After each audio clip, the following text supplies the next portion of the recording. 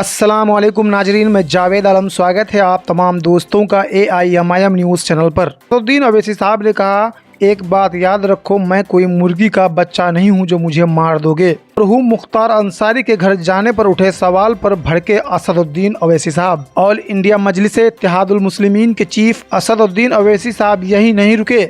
उन्होंने काफ़ी सख्त लहजे में कहा, तुम मारना चाहे तो मार ले, मेरा वक्त नहीं है तो नहीं मरूंगा, वक्त है तो बराबर मरूंगा, क्या तुम मुझे मार दोगे। ऑल इंडिया मजलिस इत्तेहादुल मुस्लिमीन के चीफ बैरिस्टर असदुद्दीन अवैसी साहब ने दावा किया है कि उन्हें जान से मारने की धमकी दी जा रही है। न्यूज़ एजेंसी NI की ओर से जारी वीडियो क्लिप में असदुद्दीन अवैसी साहब कहते हैं, मैं उत्तर प्रदेश में मरहूम मुख्तार अंसारी के घर गया था, इसे लेकर लोग मुझे जान से मारने की धमकी देने लगे हैं। मैं तो अखलाक के घर गया था, मैं जुनैद और नसीर के घर भी गया था जिन्हें जिंदा जला दिया गया था। असदुद्दीन अवैसी साहब ने कहा कि जो लोग मुझे धमकियां दे रहे हैं, मैं उनसे पूछना चाहता हूं, मैं जिस दिन पर चलता हूं वो मुझे चमन में चलकर नहीं मिला, ये दिन मुझे बादशाह के महलों से नहीं मिला, ये दिन मुझे करबला से मिला है। तुम मुझे नहीं जानते हो, तुम मेरे दीन को नहीं जानते हो। तू मारना चाहे मार ले, मेरा वक्त नहीं है तो नहीं मारूंगा। ऑल इंडिया मजलिस इत्तेहादुल मुस्लिमीन के प्रमुख असदुद्दीन अवैसी साहब यही नहीं रुके। उन्होंने काफ़ी सख्त लहजे में कहा, तू मारना चाहे तो मार ले, मेरा वक्त नहीं है तो मैं नहीं मरूंगा, वक्त है तो बराबर मरूंगा, तुम क्या मुझे मारोगे। मैं शैतानी ताकतों से कहना चाहता हूँ कि मैं कोई मुर्गी का बच्चा नहीं हूँ। उन्होंने आगे कहा, मैं इतनी आसानी से जाने वाला नहीं हूँ, मैं पीठ नहीं दिखाऊंगा।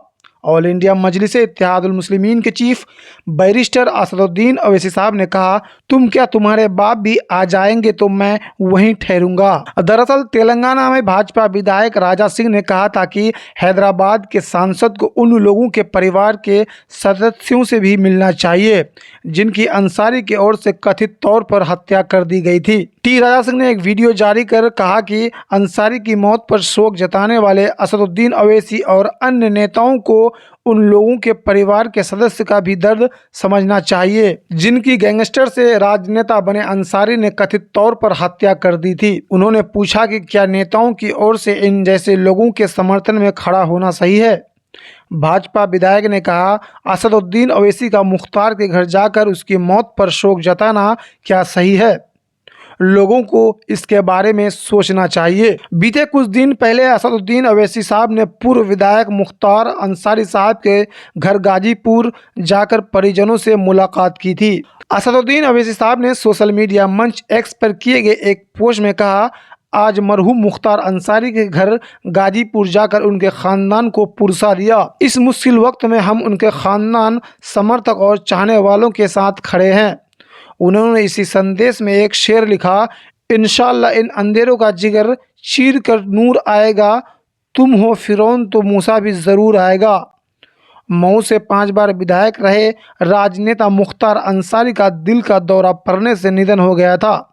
अंसारी साहब के शव को गाजीपुर के ही कालीबाग कब्रिस्तान में सपुर्द खाक किया गया था। मुख्तार अंसारी के परिवार ने उसे जेल में जहर दिए जाने का आरोप लगाया था, जिसको लेकर बैरिस्टर असदुद्दीन अवैसी साहब मुख्तार अंसारी साहब के घर पहुंचे थे।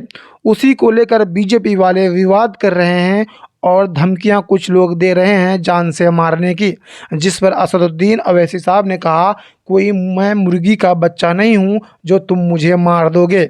असदुद्दीन अवैसी साहब की पार्टी AIMIM ने पूर्णिया में पप्पू यादव को दिया समर्थन, खारिज की अपनी उम्मीदवारी। लोकसभा चुनाव से पहले राजनीतिक समीकरण देखने को मिल रहा है।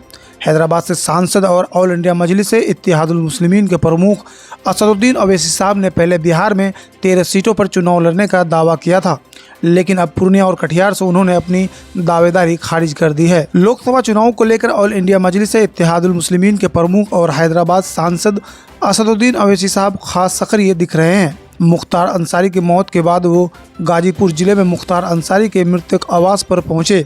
यहां असदुद्दीन अवैसी ने मुख्तार के परिजनों से मुलाकात की थी, जिसके बाद नए राजनीतिक समीकरण पर चर्चा होने लगी। इस बीच बिहार में असदुद्दीन अवैसी साहब की पार्टी केवल किशनगंज से ही चुनाव लड़ेगी। ऑल इंडिया मजलिस इत्तेहादुल मुस्लिमीन ने पूर्णिया और कटिहार से अपनी दावेदारी वापस ले ली है।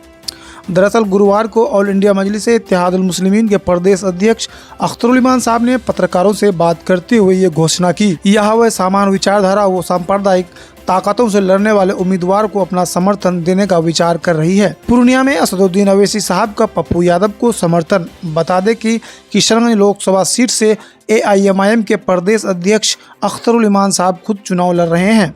वर्तमान में वो अमोर के विधायक हैं। इससे पहले गया लोकसभा सीट से पार्टी अपनी दावेदारी वापस ले चुकी है। इस बीच पूर्णिया में भी पार्टी ने अपनी दावेदारी वापस ले ली है। बता दें कि पूर्णिया लोकसभा सीट से पप्पू यादव चुनाव लड़ रहे हैं। दरअसल टिकट बंटने के कुछ दिन पहले पप्पू यादव ने राजद का साथ छोड़ दिया और कांग्रेस में शामिल हो गए थे। हालांकि इस सीट से महागठबंधन ने राजद की बीमा भारती को अपना उम्मीदवार बनाया है। बता दें कि इस सीट पर 4 अप्रैल को पप्पू यादव ने इस सीट के लिए नामांकन भरा था। इससे पहले बिहार के ऑल इंडिया मजलिस इत्तेहादुल मुस्लिमीन के प्रदेश अध्यक्ष ने कहा कि राज्य में 13 लोकसभा सीटों पर पार्टी उम्मीदवार को उतारेगी। हालांकि पूर्णिया और कटिहार से अब पार्टी अपनी उम्मीदवार खत्म कर दी है। बता दें कि किशनगंज, अररिया, कटिहार, पूर्णिया, दरभंगा, बक्सर, मुजफ्फरपुर, उजियारपुर, काराकाट, भागलपुर, गोपालगंज, शिवहर, पाटलिपुत्र से चुनाव लड़ने की ऑल इंडिया मजलिस इत्तेहादुल मुस्लिमीन ने घोषणा की थी। हालांकि इस लिस्ट में अब पूर्णिया और कटिहार शामिल नहीं है। पूर्णिया के सीट पर राजद की टिकट पर बीमा भारती और जदयू की टिकट पर संतोष कुशवाहा चुनाव मैदान में है। वहीं असदुद्दीन अवैसी साहब की पार्टी AIMIM महागठबंधन का हिस्सा नहीं है। ऐसे में उनका समर्थन पप्पू यादव को मिल रहा है। साल जुलूस निकाल रहे थे मोदी को हटाने के लिए। बीजेपी भगाओ देश बचाओ का जो नेता नारा लगा रहा था, आज वही नेता बीजेपी के गोद में लवन चूस रहा है। आज भाई आइए सब कोई मिल करके MIM को वोट कीजिए और अपना संविधान को बचाने के लिए वोट कीजिए। लास्ट में मोदी जी का जो गृह मंत्री अमित शाह है, उसका स्टेटमेंट आया कि अतीक से लेकर के आजम खान से लेकर के मुख्तार अंसारी को हमने निपटा दिया। जब गुजरात में जो दंगा हुआ था, वहाँ का एक MP था कांग्रेस का और 2 मरतबा संसद रत्न मिला था।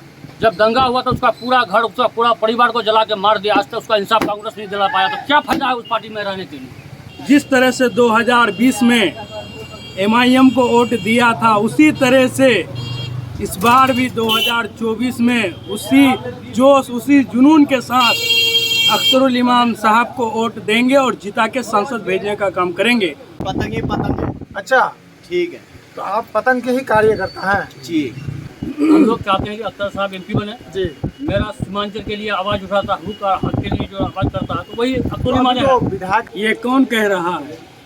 अवाम कह रहा है भाई मुझे तो नहीं लग रहा पिछली बार है। 3रे नंबर पर थे, इस बार भी 3रे नंबर पर ही चले जाएंगे। ऐसा कोई किताब में लिखा हुआ नहीं है। और इस बार जिस तरह से 2020 में MIM को वोट दिया था, उसी तरह से इस बार भी 2024 में उसी जोश, उसी जुनून के साथ अख्तरुल इमाम साहब को वोट देंगे और जिता के संसद भेजने का काम करेंगे।